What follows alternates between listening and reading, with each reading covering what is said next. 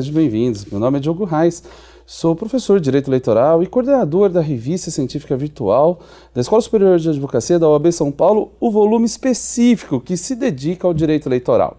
Tenho aqui um enorme orgulho de poder dividir esse espaço e poder interagir com vocês para que a gente possa conversar mais sobre direito eleitoral e bem no olho do furacão, na hora que a coisa está acontecendo.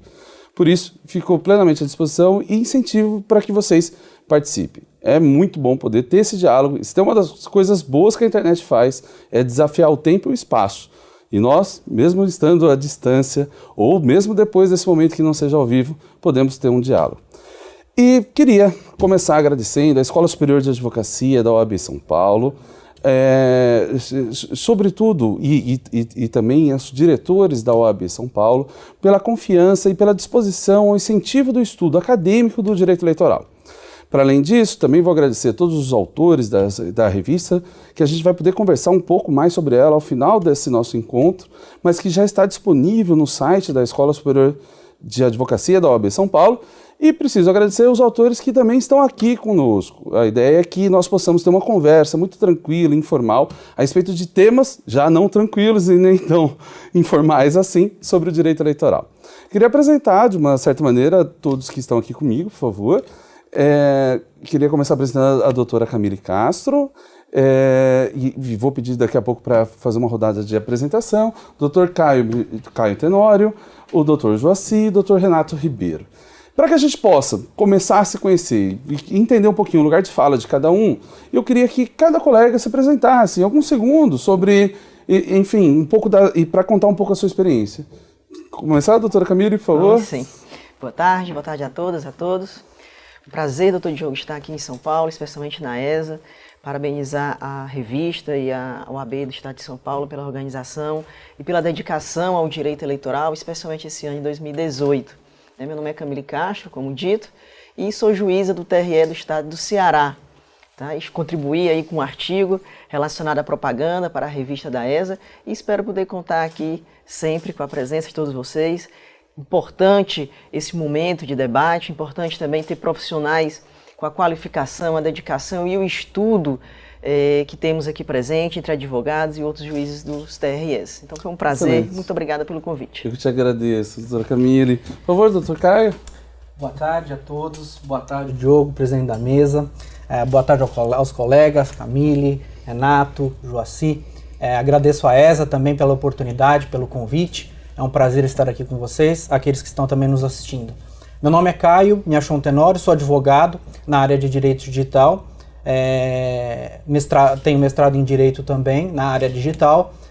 Eu acabei tendo um pouco de contato com a área eleitoral vindo da área digital. Então eu acabei fazendo um pouquinho do caminho inverso aí que o Diogo fez.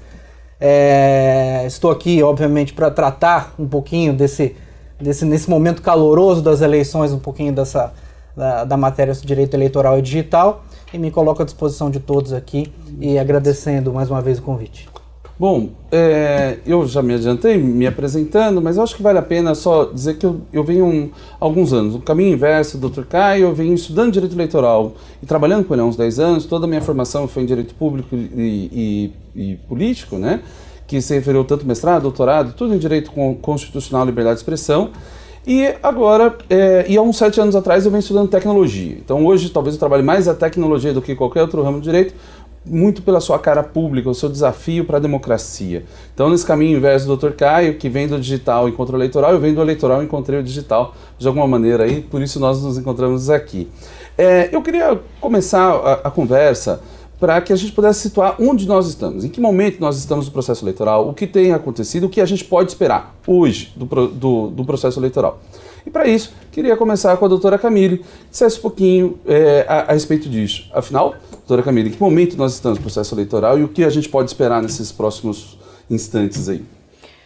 Bom, estamos agora na análise, né, na competência do TRE, de todos os estados, analisando os registros de candidatura, né, aqueles candidatos que foram escolhidos em convenções. Né, alguns TREs estão em fase ainda do edital, publicação do edital, daqueles inscritos, aqueles que foram selecionados pelas suas agremiações, outros já se encontram na fase de impugnação desse registro, as notícias de inelegibilidade, que pode ser feito por qualquer eleitor, e já no caso do TRE do Ceará, nós já estamos em boa parte dos registros de candidatura em decisões que estão sendo feitas monocraticamente ou já em análise pelo plenário dos registros de candidatura na análise de mérito, ou seja, são tanto aqueles que estão sendo deferidos como em análise de impugnações, né? Apesar disso, desde o dia 16, com o fim dos prazos de registro de candidatura, a propaganda já começou. Muito embora a propaganda em rádio e TV já se inicie logo ao fim do mês, os demais tipos de propaganda já autorizados por lei já se encontram em fase de divulgação e, inclusive, algumas questões já relacionadas dentro dos juizados da propaganda, que são os juízes, 3 juízes dentro dos TREs, analisando os direitos de resposta, as propagandas irregulares, as fake news porventura existentes.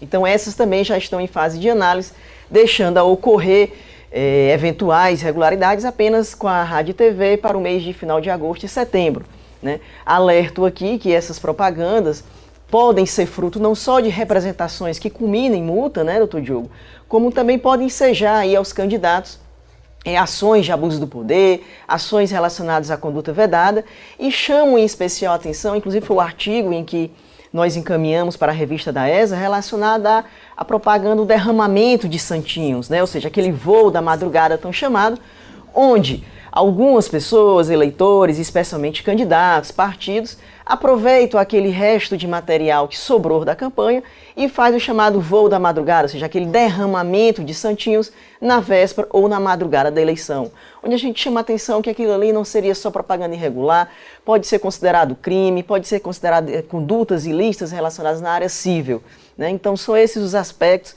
primordiais entre essa fase e a fase final da eleição que eu chamo a atenção para a propaganda. Perfeito, doutora Camila. Obrigado que a gente consegue, assim, traçar um pouco dessa linha do tempo, que não é nada fácil, né, doutor Renato? Afinal, a gente tem vários atos. O processo eleitoral é um complexo de atos. Tem lá, a gente pode dizer que tem começo, meio e fim, às vezes não se sabe bem o começo dele, mas eu queria que dissesse um pouquinho, do seu ponto de vista, e especialmente como advogado de São Paulo, o quão belicoso é essa fase, o quanto se pode falar em registros ou impugnações à candidatura, um pouco desse momento que a gente está vivendo, com essa ótica do Tribunal Regional Eleitoral em São Paulo, por favor. Diogo, essa questão é muito importante porque muitas vezes as pessoas que estão acompanhando a propaganda eleitoral e quem não é especificamente da advocacia eleitoral, os membros do TRE, o Ministério Público, talvez as pessoas não tenham noção de como é beligerante, quanto é trabalhoso a advocacia e a atuação na área do direito eleitoral, porque paralelamente à campanha também ocorre uma série de questões que são sempre judicializadas, cada vez mais judicializadas. Aqui, do ponto de vista do Estado de São Paulo, do TRE de São Paulo, foram mais de 4.000 registros, então, salvo engano, a informação que se tem é que existe uma quantidade gigantesca de candidatos e o Ministério Público faz as impugnações e agora nós estamos na fase de defesa dessas impugnações. Mas esse ainda é um dos únicos temas que nós estamos enfrentando agora. Muitos outros temas virão, como fake news, que já estão começando a aparecer mais gradativamente nas eleições, abuso de poder econômico, abuso de poder religioso, que é a utilização da fé, exploração da fé por meio de entidades religiosas para benefício de um ou outro candidato. Também temas como a participação feminina na política, as candidaturas laranjas, são todos temas que a Justiça Eleitoral, tanto em São Paulo quanto nos demais estados e o próprio TSE, terão que enfrentar nas eleições de 2018. Perfeito, doutor Renato. Obrigado pela conexão com o tribunal, especificamente também aqui em São Paulo. E eu queria aproveitar um pouquinho, já que a gente tem o prazer de ter colegas de regiões distintas, o doutor Joaci de Rondônia, se pudesse falar um pouquinho também sobre essa ótica, olhando para lá, e lá no Tribunal Regional Eleitoral de Rondônia, como que as coisas estão acontecendo por lá? Bem, professor Diogo, lá a gente conversava a respeito disso, parece, o sentimento que nós temos em Rondônia é que parece que nós não estamos passando por uma eleição. Esse é o grande sentimento, porque representações são poucas, os candidatos ainda muito tímidos, até com medo de dizer eu sou o candidato, eu posso fazer isso, eu posso fazer aquilo. Essas restrições que o legislador vem mini-reforma impondo, né? Por exemplo, hoje o eleitor sequer, o cidadão pode colocar na casa dele um adesivo maior do que 50 por 40, tem que ser na janela com adesivo plástico ou de papel. Então, realmente, lá em Rondônia, digo isso, que nós vivemos um momento em que se pergunta realmente, será que nós estamos vivendo eleição? Porque dentro dessas restrições, o candidato e principalmente o eleitor tem medo de dizer em quem vai votar, em publicizar em quem vai votar, e o candidato, na maioria das vezes, se sente receoso em fazer aquilo que outrora fazia, porque acha que mudou, porque acha que está proibido. Então a gente precisa, de fato, foi uma mini-reforma, a 13487 e a 13488, assim, ainda que dentro do prazo do artigo 16 da Constituição Federal, do princípio da anualidade, mas foi muito pouco disseminada, foi muito pouco discutida, muita novidade há no ar aí, além desse receio, um quê de insegurança. Os TREs, a Justiça Eleitoral ainda não sabe de fato como vai lidar com questões que vem tratado nessa revista, como, por exemplo, impulsionamento de postagem, né? Essa possibilidade do uso mais efetivo, saindo das ruas e indo para o meio digital. Então, isso realmente ainda estamos aí a esperar como, de fato, a Justiça Eleitoral, os candidatos e todos os atores do processo eleitoral irão lidar com isso. Perfeito, doutor Joaci. Pois é, a gente tem um excesso de mini-reformas eleitorais. Eu costumo dizer que, impressionantemente, desde 1997, que é o ano da nossa Lei Geral das Eleições, né, porque até então a gente tinha uma lei para cada eleição. Então, perigoso mudar a legislação em toda eleição, resolveu-se fazer a Lei Geral das Eleições, a Lei 9504 de 97. E de lá para cá, nós tivemos mais leis que reformaram a lei das eleições do que eleições. Exatamente. Ou seja, desde 88 para cá, nós no Brasil não fomos capazes de fazer sequer 2 eleições com as mesmas regras. Recentemente eu escrevi na revista do TRE aqui de São Paulo sobre esse excesso de reforma. E aí eu contei as mudanças na Lei Geral das Eleições, na Lei dos Partidos Políticos, na Lei das Inelegibilidades e no Código Eleitoral. E no total, tínhamos na época 10 eleições e 29 mudanças. Ou seja, se antigamente a gente mudava uma lei por eleição, agora é quase 3 leis por eleição. Então a coisa ficou muito mais, talvez, confusa, mais complexa, e a gente consegue perceber aí uma migração desse espaço. Como o doutor Joaci trouxe, e toda essa complexidade, ao mesmo tempo a população, a sociedade, a comunicação também evolui e também fica mais complexa, e a gente tem aí o cenário, o cyberespaço, se é possível falar em cyberespaço, mas o cenário digital, a internet em si, tomando conta dos debates e também dos anseios e das dificuldades que isso pode enfrentar. E é desse tema, doutor Caio, que eu queria te ouvir um pouco a respeito. Afinal, a política foi mesmo para a internet, e que ângulo a gente poderia ter a respeito desse tema? Sem dúvida nenhuma que a política ela entrou na internet e a internet entrou na política. É difícil falar qual delas entrou primeiro, né? Mas nas últimas eleições, nas eleições de 2012, 2014 e 2016, percebe-se um aumento gradativo e, eu diria até geométrico, no número de litígios envolvendo candidatos versus conteúdo digital. Então, eu diria que das eleições de 2012 até as eleições de 2016, nós tivemos um aumento incrível no número de representações eleitorais, em número de direitos de resposta, número de reclamações destinados a provedores, em geral para a supressão de material cibernético.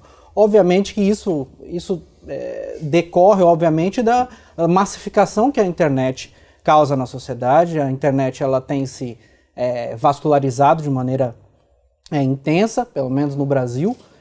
Nós já temos mais de 100 milhões de pessoas utilizando a internet no Brasil, e isso é só o começo.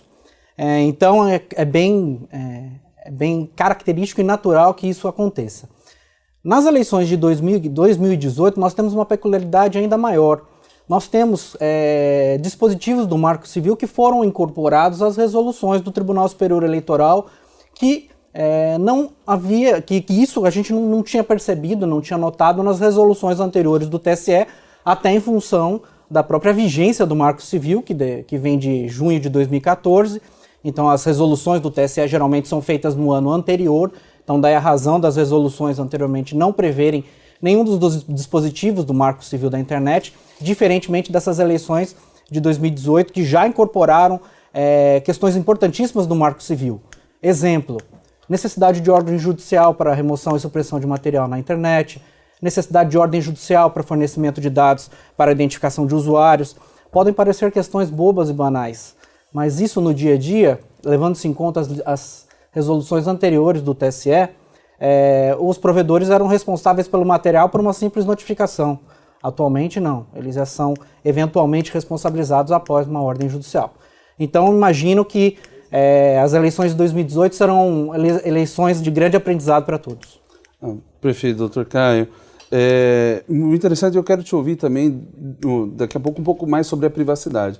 O Dr. Caio é autor do Manual de Tutela à Privacidade na Internet, Responsabilidades e medidas protetivas. E eu realmente também enxergo isso. Eu acho que, de alguma maneira, a resolução ela consagra essa relação Marco Civil e eleições, que começou muito confusa, começou mais como um atrito do que uma conexão. E hoje, talvez, a própria resolução ela traz uma espécie de casamento do Marco Civil com a lei eleitoral, Exatamente. porque sacramentiza isso, de alguma maneira está colocado lá, e a gente começa a aproveitar mais a sinergia. E talvez isso também pode reduzir algumas demandas e mudando também a forma da Justiça Eleitoral se relacionar com alguns players. É sempre curioso porque os provedores, os players de internet, vamos imaginar aqui, Facebook, Google e tantos outros aí, eram muito vistos mais como talvez inimigos ou a parte contrária. E, na verdade, hoje eu vejo muito mais como uma ideia de parceria e de resolução de problema. Ou seja, nós, a Justiça Eleitoral e os provedores fazem parte do problema e precisam buscar a solução para isso. Então, talvez o casamento tenha a ser efetivado ali. E eu queria ouvir da doutora Camille se ela sente um pouco ou se percebe um pouco essa relação e que o ministro Fux, por exemplo, que era presidente do TSE até pouco tempo, ele falou sobre convênios feitos com Facebook, Google e tudo mais, falando a respeito de combate à fake news e como fazer essa sinergia. Você tem visto um pouco nesse sentido ou na sua experiência é ao contrário? Talvez os provedores estão em polo opostos ou de alguma maneira estão colaborando para a integridade eleitoral no país? Na verdade tem sido feito de uma grande interlocução, né? Assim, tanto o Facebook, o Google, as demais redes, os provedores, assim como a Polícia Federal, o Ministério Público, o Tribunal Regional Eleitoral, os juízes eleitorais, têm participado de inúmeras reuniões com grande participação, inclusive, das redes sociais, tentando se manter presente a praticamente todos os chamados, os que não foram, justificaram, mandaram representante, no caso específico do Ceará, fizeram por teleconferência com os Estados Unidos, mas não deixaram de faltar a essa reunião, passaram dados, passaram informações, ensinaram a mexer nas ferramentas. Então, não só a sociedade, como o Poder Judiciário, o Ministério Público, as próprias empresas estavam sim e estão interessadas em contribuir. Claro, não só em aplicar a lei, como se deve ser feito, mas também como forma de reduzir aquela grande demanda que teve ainda em 2016, 2014. E como dito, a sociedade evolui, o direito também evolui e a justiça eleitoral não foi diferente. E para a população, principalmente, onde após as mini-reformas nós tivemos aí dois grandes objetivos: reduzir tempo e reduzir gasto. Então a internet ela teve essa participação maior, inclusive nessa redução de gastos. A internet se popularizou, está mais barata, chega em praticamente todo o território nacional, se é que não chega em todo ele. Então a população participa hoje não só com a divulgação da foto do seu candidato, como o número, ele transmite ao vivo algum ato de propaganda, compartilha inclusive pesquisas, e aqui chama a atenção que a pesquisa ela tem todo um regulamento para poder ser publicada, ser divulgada, assim como outros atos relacionados. Então, quero destacar, agradecer, inclusive parabenizar as empresas e as demais instituições por terem sim participado e dado grandes instrumentos de valia e têm correspondido não só diretamente, como através de seus escritórios de representação jurídica. Então fica aqui o agradecimento, em especial pelo nosso Estado.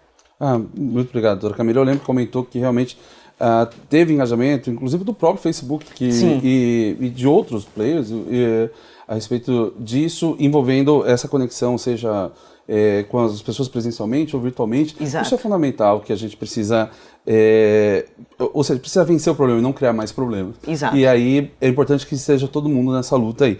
E não é fácil. Na verdade, a gente tem essa discussão a respeito do quanto isso migrou para as redes sociais e se ela é ou não é uma arena política. Ou seja, é um novo espaço onde se discute política. O Facebook, por exemplo, divulgou há pouco tempo que nós tivemos mais de 1 bilhão de diálogos cívicos na internet. Cívicos no sentido político, pode ser eleitoral, pode ser matéria de educação, saúde, mas de alguma maneira parece que as pessoas estão discutindo nas redes sociais a política. E sobre esse tema que o Dr. Renato Ribeiro, junto ao Dr. Joaci, a doutora Renata, escreveram na revista aqui Científica Virtual da Escola Superior de Advocacia. Queria ouvir um pouco do Dr. Renato a respeito desse tema. Diogo, como muito bem colocado por você, esse tema é um tema que se tornou fundamental nas eleições. A internet, especialmente as redes sociais, e daí faço destaque para o Facebook e também para o WhatsApp, que é um meio de comunicação por meio de aplicativo. Esse tipo de tecnologia se tornou decisivo. Hoje a grande arena política não é mais a praça pública. Então, até no que tange às condutas vedadas aos agentes públicos, se discute hoje muito o que um agente público, ou seja, uma pessoa que está num cargo comissionado, uma pessoa que trabalha na Assembleia Legislativa, na Câmara dos Deputados, na Câmara dos Vereadores, que está diretamente envolvido com uma eleição ou uma reeleição, se esse agente público ele pode ficar durante o horário de expediente fazendo postagens, compartilhando coisas em detrimento de uma campanha ou a favor de outra. Porque atualmente, como nós acabamos de dizer, a nova arena pública e para discussão política não é mais a praça em que o sujeito vai diretamente, entrega santinho, tenta convencer no boca a boca, mas sim consegue fazer isso por meio das redes sociais, encaminhando para uma série de pessoas. Evidentemente que isso tem implicações jurídicas. Essas implicações levam desde a queda daquela postagem específica, se for o caso do Facebook, até judicializações mais graves.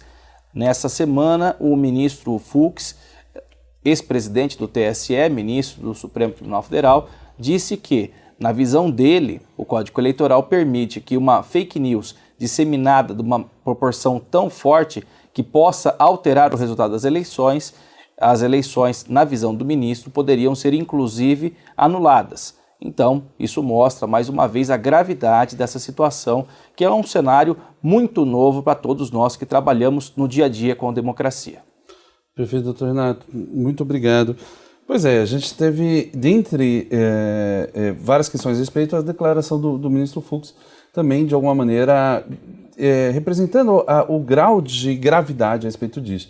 O Dr. Joaci também foi coautor, junto com a doutora Renata também, a respeito, nesse artigo da revista aqui da ESA, que a gente está lançando hoje, mas eu queria ouvir talvez um pouco mais a respeito dessa outra parte, da questão das fake news ou da relação dos cidadãos na internet. Porque uma coisa é quando o jogo só tem os seus jogadores profissionais, vamos dizer, aqueles que ganham para isso e aqueles que vivem aquilo. Outra coisa é quando você coloca 200 milhões de pessoas que estão se manifestando como cidadão. Dá para tratar tudo igual? Eleitor, a mesma coisa de candidato? O que você pensa a respeito nesse cenário difuso que é a internet?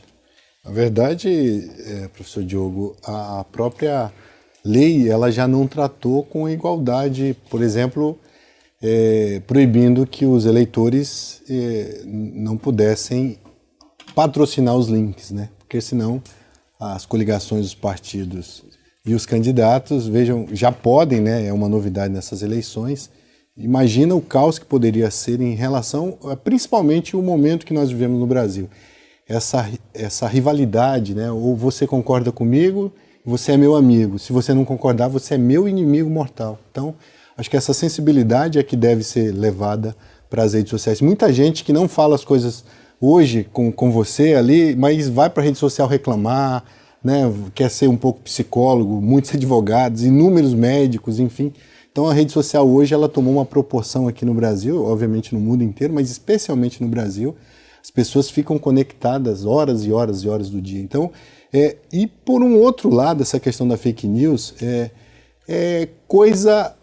nome novo para coisa antiga na política. Essa é bem a verdade. Fake news nada mais é do que um fato sabidamente inverídico ou um fato que não é realmente aquilo como está se colocando. E daí, há quanto tempo que não existe mentira na política? Talvez essa seja a maior arte de quem esteja perdendo, inventar um fato e fazer com que aquele outro candidato que esteja à frente, enfim, isso existem métodos aí, várias histórias do Brasil afora, que teve gente que ganhou eleição na última na última semana, nos últimos momentos. Agora, sem dúvida alguma, eu talvez discorde um pouco em relação a essa posição do ministro Fux de que uma fake news fosse possível, a partir de fake news tão disseminada, fosse possível anular umas eleições. Ela teria que ser muito, muito, muito incontroverso para que houvesse esse tipo tão grave de anulação de uma eleição. Mas, no geral, sem dúvida, eu concordo de que uma fake news disseminada e que, se não houver uma resposta efetiva do Estado, com uma tutela jurisdicional pronta, ágil e rápida, talvez aquele candidato ele possa se prejudicar. Sobretudo porque uma fake news lançada, compartilhada e repetida várias vezes, ela não vai ter a mesma resposta depois de quem compartilhou, de quem curtiu, de quem comentou, quando vira uma tutela jurisdicional e falar não é bem assim. Então ela não é lançada na mesma velocidade e acaba ficando aquela primeira máxima de que o candidato fez aquilo ou aquilo outro, né? Perfeito, doutor Joaci. Pois é, a gente tem uma outra lógica na internet, né? O direito de resposta é super controverso, porque antes você tem uma ideia de direito de resposta, como por exemplo numa revista, num jornal, num espaço, só que agora a gente não mais só lê o conteúdo, a gente interage com ele. Então a gente compartilha, a gente curte, a gente não gosta, a gente fala mal dele, responde lá, e eu fico imaginando aquela ideia de que o direito de resposta se manteria igualzinho no espaço offline. Talvez seja aí um tópico, alguma coisa que a gente precisa se preocupar no futuro, pelo menos, já que hoje me parece que não teve grandes mudanças aí, ou pelo menos a respeito disso. Eu queria ouvir o Dr. Caio, por favor, Dr. Caio, que escreveu sobre internet, liberdade, censura e eleições, um pouco a respeito desse tópico. O grande combate fake news, ou a sua preocupação, será que ele também, de alguma maneira, não pode ter um lado que perturba a liberdade de expressão, ou, de repente, uma chave mestra para a censura? Como que fica essa relação? E pensando um pouco também à luz do artigo que você já contribuiu aqui para a Escola Superior de Advocacia, que o pessoal todo mundo pode ler, a revista está aberta e já está no ar, e a gente tem essa chance aí de poder dividir os seus conhecimentos a respeito. Exatamente, Diogo. Inclusive, complementando, na verdade, o que o próprio colega, Dr. Joaci, mencionou a respeito de fake news, existe um estudo feito pela Universidade de Princeton, nos Estados Unidos, que faz menção que as fake news, sem querer descaracterizar a gravidade, na verdade, da própria fake news, mas as fake news acabam se concentrando mais em grupos extremistas do que propriamente na grande maioria das pessoas que conseguem ter um discernimento em relação a se trata-se ou não de fake news. Então esse é o objeto do estudo da Universidade de Princeton, e que acho que a gente não pode ignorar isso no dia a dia, porque a questão de fake news acabou se tornando até um pouco pejorativo para tudo. Hoje em dia tudo é fake news, né? Propaganda negativa é fake news, tudo acabou se tornando fake news. Isso tem um efeito perverso, muitas vezes, para a liberdade de expressão, porque às vezes meras brincadeiras, sátiras, que são uma mentira, porque muitas vezes o humor ele não necessariamente ele precisa ser verdadeiro. Um exemplo disso é o próprio logo do site sensacionalista, que diz que não tem um compromisso com a verdade.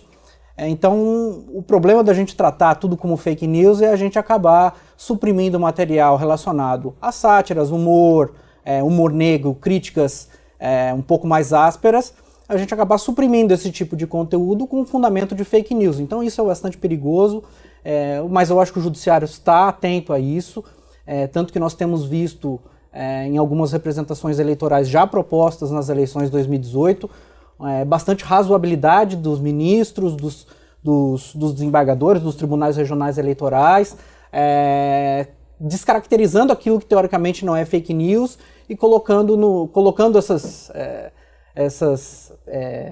chamadas fake news no seu devido lugar, que na verdade se trata de uma propaganda negativa como qualquer outra, ou então uma brincadeira que às vezes não tem nenhum cunho pejorativo, mas que são objeto de representações eleitorais dos candidatos e tentando suprimir material da internet.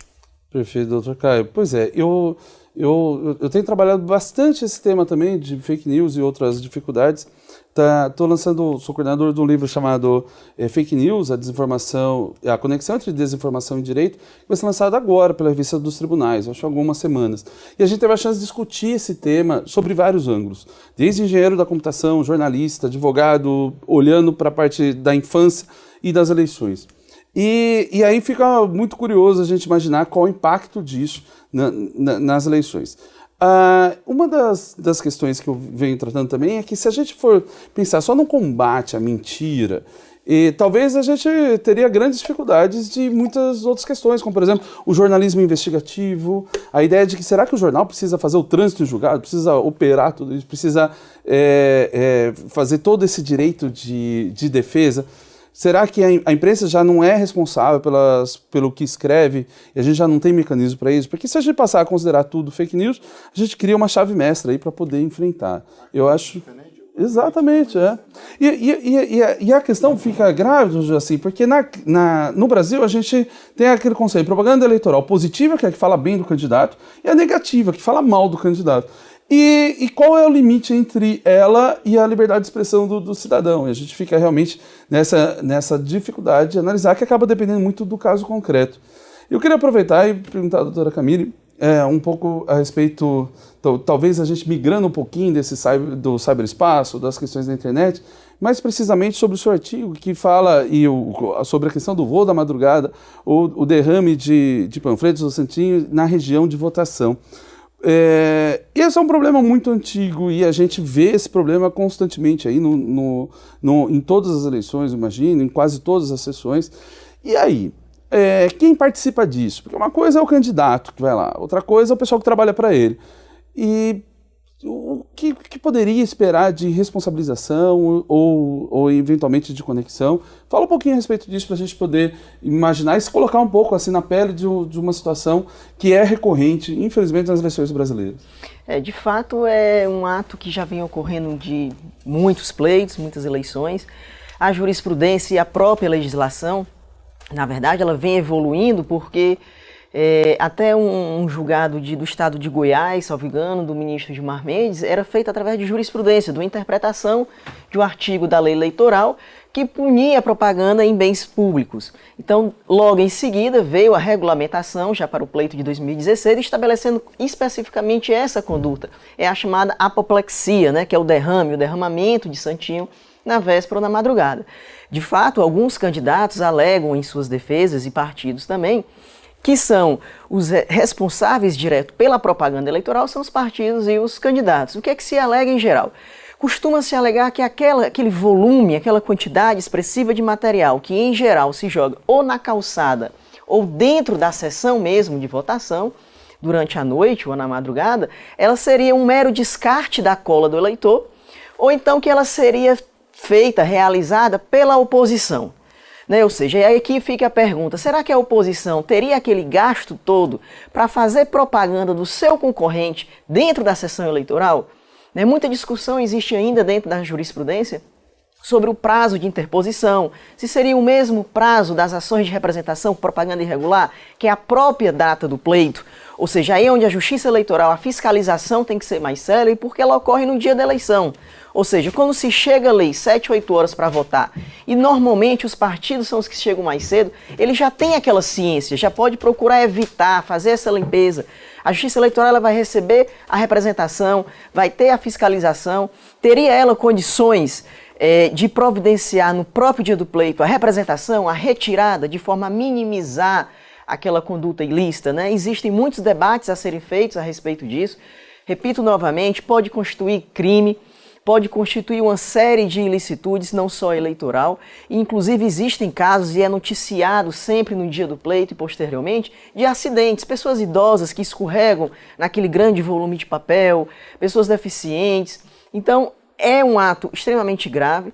A Justiça Eleitoral vem cada dia mais julgando esse tipo de representação, vem punindo, é irregular. Há casos, inclusive, que já foi julgado pelo TSE, em que se aproveitou dessa propaganda para fazer uma nova irregularidade, que seria uma fraude. Você fazer uma propaganda específica, ou seja, não é só o resto do material.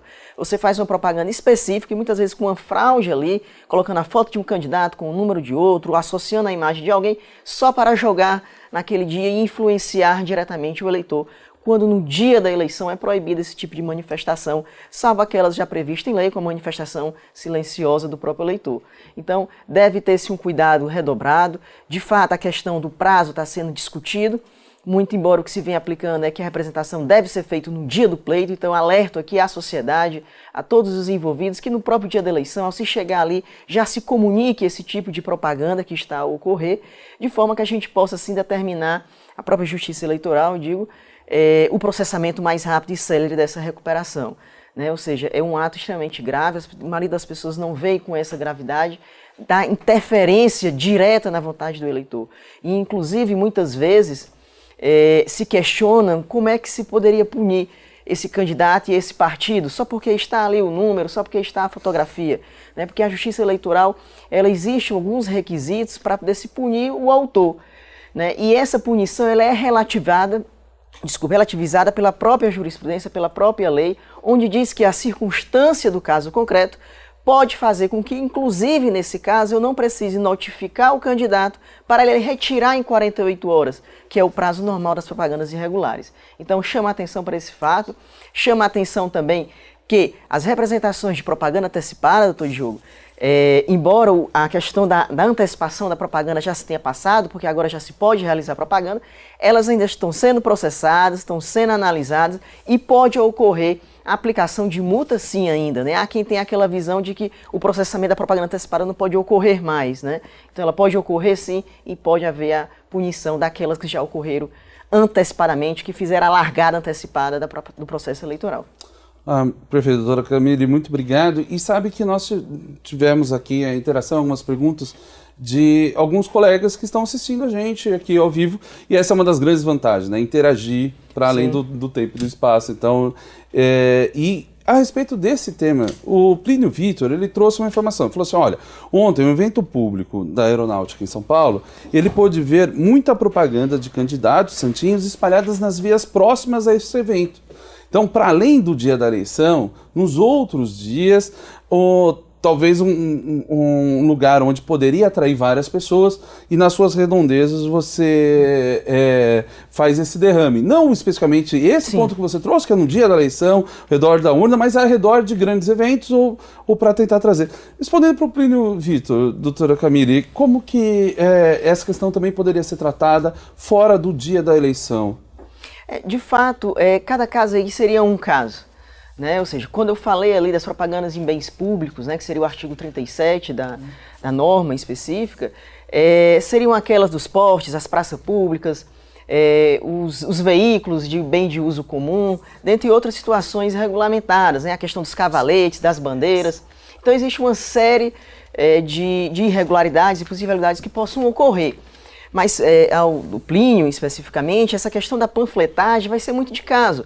De fato, pode ocorrer que em um determinado evento político tem aquele descarte eventual. Agora, o que se for além do necessário, além do normal, do cotidiano, aí sim pode sofrer uma representação, uma comunicação, se chamado fiscal, para que possa fazer daquele partido, daquela coligação, a responsabilização por aquele excesso da propaganda e, inclusive, como eu falei anteriormente, implicações no Código de Postura, questões relacionadas a atos civis, não só o eleitoral. Então, cada caso é um caso e ficar atento realmente a esse exagero, a esse abuso do que possa ocorrer. Não é um mero descarte ali, um descarte eventual a propósito ou não, que vai ensejar essa mesma equiparação do derramamento da propecia do final do pleito. Perfeito, doutora Camille. Eu queria, doutora Camille, aproveitar para te agradecer mais uma vez pela participação. A gente está caminhando para essa rodada final e eu vou aproveitar para realmente te fazer esse agradecimento pessoal e publicamente, e deixar à vontade também para essas últimas considerações. Nós passaremos agora, a partir da sua fala, para essa rodada de encerramento. Embora tenha sido muito produtivo e muito instrutivo, eu já tenho aprendido bastante, mas eu queria te colocar à disposição para que você pudesse encerrar essa sua participação aqui, tão breve, mas tão elucidativa, e reiterar meus agradecimentos a você, como farei com todos os outros na sequência. Na verdade, eu gostaria de agradecer novamente, inclusive a participação aqui da OAB, né, de todas as OABs, inclusive a OAB Federal, a participação das instituições acadêmicas, né, sei que muitos colegas que estão aqui na bancada são professores, participam ativamente ou em grau de mestrado, especialização ou na docência, contribuindo com essa discussão do direito eleitoral, envolvendo cada vez mais e educando a sociedade. E é isso que nós temos que fazer. As instituições também estão atentas, a sociedade ela tem que dar essa confiança, essa credibilidade nas instituições. Existem as corregedorias, as ouvidorias e, no caso específico das eleições gerais, as zonas eleitorais também participam da eleição, né? Ou seja, os processos são julgados e processados no TRE, na segunda instância, mas muitos atos, inclusive esses de comunicação relacionada à propaganda, podem ser feitos aí ou nos apps, nos aplicativos, no telefone, nos sites dos tribunais, do Ministério Público, mas também via sociedade nas zonas eleitorais de cada município em relação a cada estado. Então fica aqui novamente esse agradecimento muito especial do Diogo, a contribuição de extrema importância, no caso aqui da OAB, para essa discussão do assunto. Então estou à disposição e espero poder ter contribuído. Doutora Camille, muito obrigado, contribuiu bastante e de alguma maneira também desejo bom retorno à Fortaleza. Afinal, Obrigada. O voo já está próximo, a doutora fez um esforço incrível para poder estar aqui e brindar a gente com tanta clareza sobre temas tão importantes. Queria agradecer que levasse ao Ceará todo o nosso abraço e consideração, sobretudo os grandes amigos lá, como o Fernandes, Raquel, o Grupo Ágora, que traz o Observatório Eleitoral lá na Universidade Federal do Ceará, tem feito um trabalho maravilhoso. Já fica aqui meu convite para que conheça o Observatório Eleitoral do Grupo Ágora, lá da Universidade Federal do Ceará, que é coordenado pela professora Raquel Machado, que também tem uma obra maravilhosa sobre o tema do direito eleitoral. Verdade. Enfim, agradeço e peço que leve também esse abraço lá, doutora Camille, por favor. Obrigado, Diogo. Maravilha. Eu queria passar agora ao doutor Joaci e trazendo especificamente uma outra colaboração de um outro colega, na verdade de uma colega, a Ana Bueno, que ela trouxe aqui algumas questões super interessantes e colocando especificamente qual é a razão da gente estar aqui. Olha o que ela diz. Eu, como eleitora, não sabia de todas essas especificações para a propaganda do meu candidato.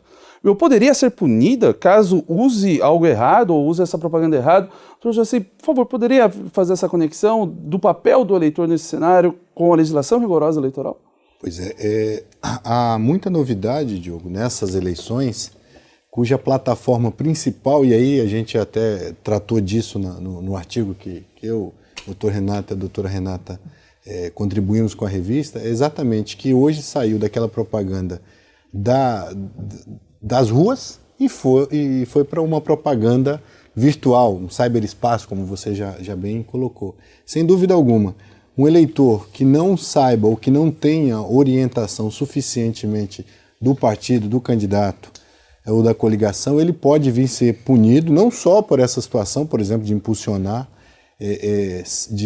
de forma inadvertida postagem do candidato, mas sobretudo em qualquer outra postagem que haja aí, por exemplo, uma fake news comprovadamente que venha trazer aí um fato sabidamente verídico para a justiça eleitoral. Sem dúvida, ele pode ser réu, o eleitor, pode ser responsabilizado, o candidato ele vai ter que provar que não tinha conhecimento, o candidato que eventualmente estiver trazendo, que seja do polo passivo, ou seja, que esteja atacando o concorrente, e a gente vai aprender nessas eleições. Eu acho que isso vai de alguma forma ter que mudar, porque a justiça eleitoral hoje ela não tem controle em relação a essa situação de, por exemplo, impulsionamento feito por eleitores. Isso a justiça eleitoral não tem, ainda que tenha essa colaboração, e de fato você tocou num ponto, Diogo, lá o Facebook também foi a Rondônia. Eu participei da discussão que a Rebeca, o Rodrigo foram até a Rondônia para levar mais informação a toda ali a rede de servidores policiais, enfim, que irão trabalhar. Então, são hoje plataformas que deixaram de ser vistas como entes longe desse processo eleitoral e passaram a ser colaboradores diretos, porque hoje a propaganda passa, por exemplo, a questão do impulsionamento passa com valores, com CNPJ ali dizendo que foi impulsionado. Então, sem dúvida alguma, hoje o Facebook e todas as outras plataformas são colaboradores desse processo. E aqui fica uma dica de quando o eleitor, aí, o colega que esteja nos assistindo, tenha dúvida, tem algum receio em relação a alguma situação eleitoral, ligue no 148. Em todo estado tem esse número funcionando, 148, que é o número da ouvidoria. Que a ouvidoria funciona, então, a Justiça Eleitoral tem essa faceta também de exercer esse poder de polícia e, primeiramente, ela recebe aquela reclamação e passa para os órgãos ali, os seus delegados de controle e depois, se eventualmente tiver alguma irregularidade, passa a quem de direito, que aí sim o Ministério Público Eleitoral, para tomar a devida medida cabível aí. Então fica aí a dica para quem acionar as ouvidorias dos TRS, que podem muito bem sanar, procurar saber mais. Existem hoje também outros mecanismos, por exemplo, como o Pardal, em que o próprio eleitor ele ajuda a Justiça Eleitoral a acabar com algumas irregularidades, né, que vem acontecendo. Então, isso também tem muito a ver com a questão do direito digital, né, esses aplicativos que são criados em prol da ajuda acabar com essa disseminação. Então, enfim, eu mais uma vez louvo a sua atitude como coordenador dessa revista, agradeço, fiquei imensamente honrado em poder dividir o artigo com o Dr. Renato, professor Dr. Renata, e dividir bancada aqui também com o professor Caio, com a professora Camille, dizer que eu e o Dr. Manuel Veríssimo, que ali estamos de Rondônia, estamos aqui, e sem dúvida alguma, tantas e quantas vezes, professor Diogo, pudermos ajudar aí para contribuir com essa disseminação, com essa discussão de algo que é muito novo aqui nessas eleições, que é a questão do direito digital, estaremos à disposição. E mais uma vez, fico muito honrado, muito agradecido pelo convite. Doutor Joaci, eu que agradeço muito a sua participação, tanto na revista quanto no debate, nessas conversas.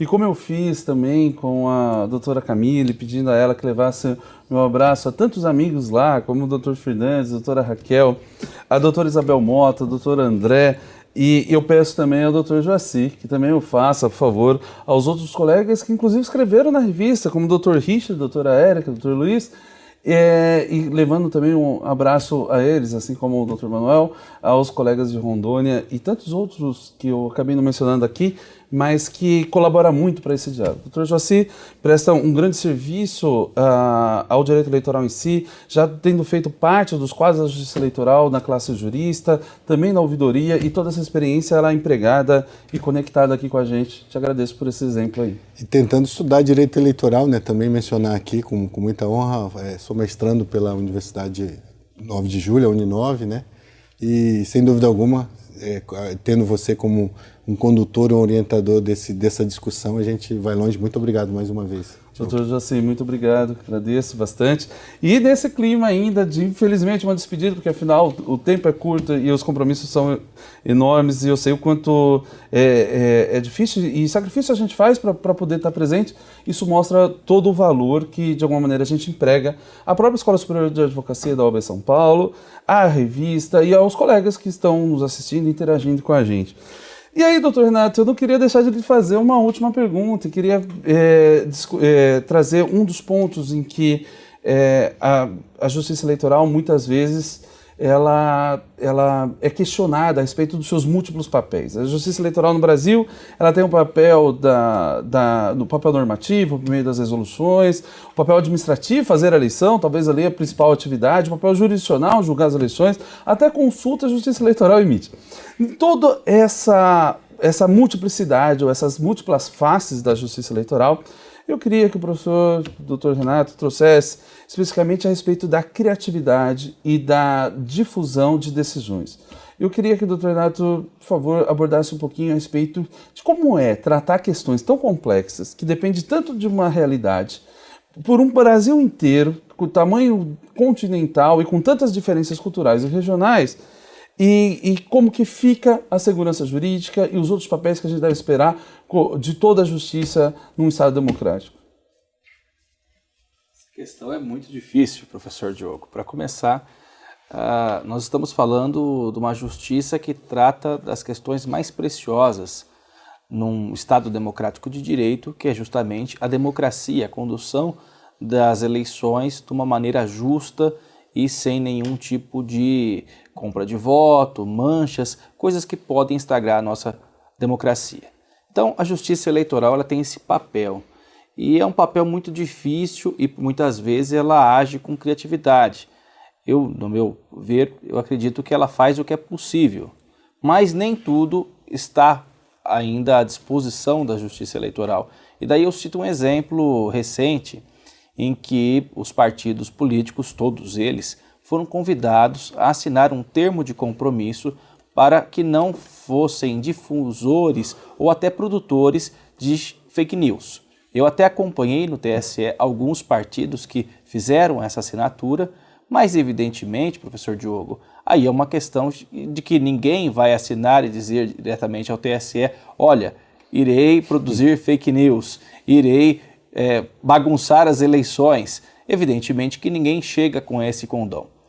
Da mesma forma com que é absolutamente impossível que se combata todas as fake news e que se combata o uso da chamada inteligência artificial nas eleições. Essa questão particular da inteligência artificial, eu faço sempre um paralelo com meus alunos, que eu lembro sempre dos filmes Exterminador do Futuro, da Sarah Connor. Ela passa toda a saga tentando evitar a instalação da inteligência artificial, a instalação daquilo que eles chamavam de Skynet, e sempre o exterminador aparecia, sempre ele chegava e falava hasta la vista, baby. Era uma situação sempre que era impossível de se evitar. De uma forma ou de outra a tecnologia chegava.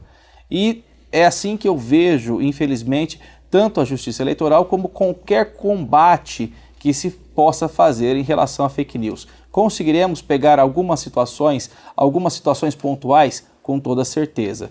Mas acreditar que o direito, e daí o direito eleitoral, e aí a atividade jurisdicional, daí o Ministério Público, a própria advocacia, terá condições de resolver problemas que estão além da nossa atividade, da atividade sociológica propriamente dita, com certeza o direito não tem esse papel, nem sequer essa força. Perfeito. Doutor Renato, eu queria aproveitar para mais uma vez agradecê-lo publicamente pela participação na revista, pela participação do debate.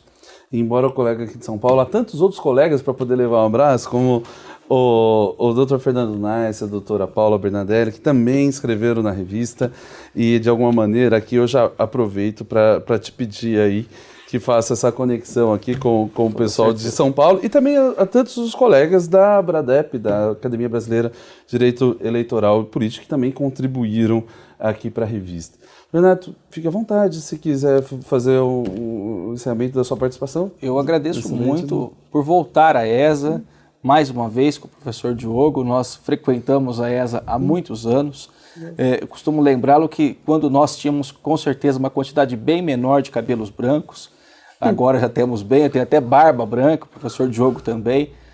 Então estamos há muitos anos trabalhando com essa questão do direito eleitoral, especialmente aqui na Escola Superior da Advocacia, que tem sempre, rotineiramente, trazido e dado espaço ao direito eleitoral como uma disciplina a ser cada vez mais estudada. Até porque, como muito bem colocado pelo professor Diogo, as eleições, a cada eleição nós temos pelo menos 3 modificações legislativas e cabe aos advogados acompanharem essas modificações até para prestar melhores serviços aos seus clientes. Então, para mim é uma honra, ainda mais dividindo esse espaço com pessoas tão qualificadas.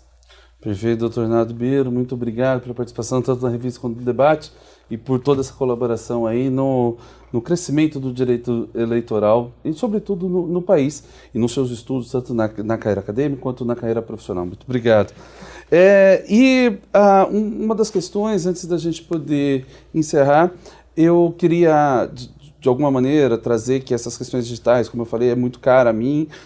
Eu agradeço, inclusive, a produção que tem mostrado o livro que eu coordeno, que é chamado Direito Eleitoral Digital. Eu tenho a coordenação, mas quem escreveu, além de ser um dos autores, a Pamela Meneghetti, o Daniel Falcão e o André Jaqueta. E esse livro ele se esgotou recentemente, nós já vendemos a primeira edição, fizemos uma reimpressão e, de alguma maneira, queria agradecer a todos que fizeram isso acontecer. e a relevância do tema, ela de alguma maneira, ela aparece aqui também, e eu não posso deixar de fazer esse agradecimento público. E para que a gente possa encerrar esse nosso encontro aqui, eu queria passar ao Dr. Caio Michão Tenório, que é autor do livro Manual de Tutela à Privacidade na Internet, Responsabilidades e Medidas Protetivas. Eu queria que a gente encerrasse pensando um pouco desse cenário da privacidade no campo da internet e das eleições. O quanto a gente pode conectar, talvez, esses dois temas que crescem tanto e que geram tanta discussão a respeito dos seus elementos e da sua aplicação. Bom, Diogo, acho que antes de entrar no tema perguntado, eu gostaria de agradecer ao convite de fazer parte dessa mesa. Foi uma honra fazer parte da mesa com os colegas Renato, Joaci, Diogo e doutora Camille. Sim, a privacidade e a questão eleitoral, elas se intercambiam, principalmente em função da proteção à honra, né? Porque a honra, da mesma forma que a liberdade de manifestação de pensamento é um direito constitucional, uma garantia constitucional, e que muitas vezes nas representações eleitorais, assim como nas ações judiciais eleitorais, ela não deixa de ser um foco do próprio pedido de supressão de material cibernético, que é aquilo que nos concerne nesse momento. Eu posso dizer que, embora a tecnologia muitas vezes ela pareça indomável, o marco civil da internet, assim como a nova Lei Geral de Proteção de Dados, que é uma lei que entrará em vigor daqui a 1 ano e meio, que foi sancionada recentemente pelo presidente da República, são leis que nos propiciaram um grande arcabouço jurídico de medidas protetivas jurídicas e que permitem a gente acabar um pouco com aquela máxima de que a internet é sem lei ou aquela questão de caiu na net, não tem mais volta. Na verdade, esse arcabouço jurídico nos permite tutelar a privacidade de maneira adequada, desde que, obviamente, o profissional siga algumas medidas previstas pela própria lei e que permitem essa supressão de material com maior eficiência.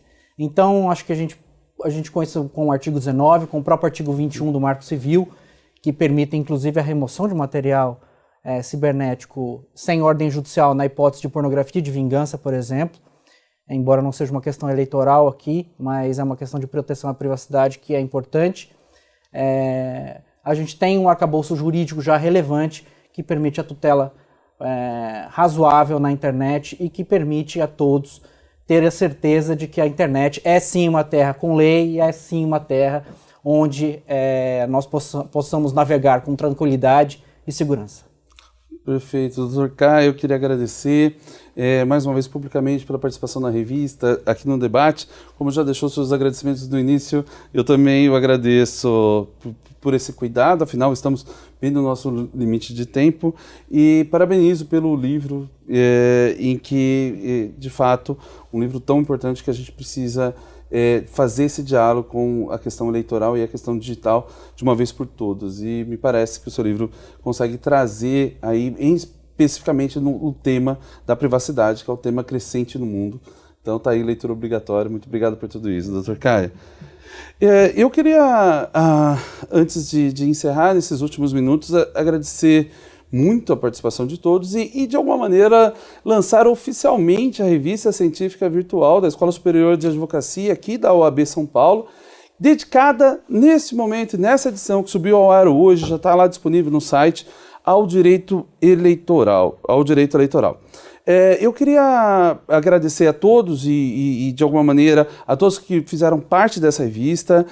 Eu escrevi junto com o Nicolai Bispo, que o artigo Fale Bem ou Fale Mal, mas faça um post sobre mim. O Dr. Caio Tenório, que está aqui conosco, escreveu sobre internet, liberdade, censura e eleições. O Dr. Joaci, Dr. Renato e a doutora, ambos aqui, porém a doutora Renata à distância, escreveram sobre as redes sociais como principal arena das campanhas eleitorais. A doutora Paula Bernadelli e o Dr. Fernando Nice escreveram sobre o uso de robôs e Big Data nas eleições. A doutora Camille, que esteve conosco, escreveu sobre o derrame de material de propaganda no local da votação. O doutor Richard, Eric, Luiz Felipe, os três de Rondônia, que eu já enviei meu abraço aqui pelo doutor Joaci, escreveram sobre eleições suplementares para prefeito e propaganda eleitoral televisionada. E o doutor Roger Fischer, a doutora Franciele, do Rio Grande do Sul, de Porto Alegre, escreveram na fase de habilitação prévia de candidatura, perda de uma chance de reduzir as candidaturas provisórias. A doutora Thalita, aí do Rio Grande do Sul, lá para o Pará, doutora Thalita Reis Magalhães, que escreveu sobre o tema fundamental, mais mulheres na política, avanços e perspectivas para as eleições de 2018. E também do Pará, a doutora Juliana Freitas e doutora Amanda Lima, que escreveram sobre o Fundo Especial de Financiamento de Campanha. Queria agradecer também ao doutor Moisés Pessutti, do Paraná, que escreveu sobre a cidadania pela metade, o radicalismo institucional, a democracia afetada, a incoerência de uma lei que não limpou a política brasileira. E, por fim, agradecer o doutor Daniel Azevedo, que é um geógrafo político que eu conheci na ocasião das eleições do México. Nós fomos observadores internacionais das eleições de lá. Ele, inclusive, está no México, ele escreveu de lá sobre o que ele viu das eleições mexicanas, falando sobre o outsider nas eleições mexicanas. O Daniel Azevedo colabora aqui com essa parte com o olhar da geografia política e de um tema estrangeiro de extrema relevância, a eleição mexicana que ocorreu agora, no dia 1º de julho de 2018. Mas não tem como encerrar sem fazer esse lançamento oficial, vamos dizer, da revista, agradecendo a todos que fizeram isso acontecer, a doutora Ivete, a doutora Mônica, agradecer muito o pessoal da produção que trabalha demais e faz tudo isso acontecer. Eu agradeço a todos, o nome do diretor Felipe, da Bruna, que vem tratando mais frontalmente, mas existem vários outros colegas que estão aqui, como a Ingrid, enfim, a gente tem aí várias pessoas trabalhando para que isso aconteça. E um agradecimento muito especial a todos que participaram, que assistiram, e ainda os que vão assistir, porém, em outro momento, como eu disse, a internet tem uma dessas facilidades, desafio, tempo e espaço, e a gente pode aí mesmo à distância se conectar. Um agradecimento super especial ao Adriano Alves, advogado criminalista, que enviou aqui para a gente um motivo para a gente poder continuar trabalhando a respeito disso, elogiando o nosso encontro, assim como a Maíra Muscat e a Vivian Lins, e agradecer demais os comentários de vocês e a participação aí nesse nosso encontro. Espero que possamos ter outras oportunidades juntos e que façamos todos uma ótima eleição. Afinal, o Brasil precisa de engajamento da população e de toda a classe jurídica também. É isso aí. Muito obrigado a todos. Estamos bem no limite do tempo e eu encerro com esse agradecimento geral, torcendo para que possamos nos ver outras vezes. Obrigado.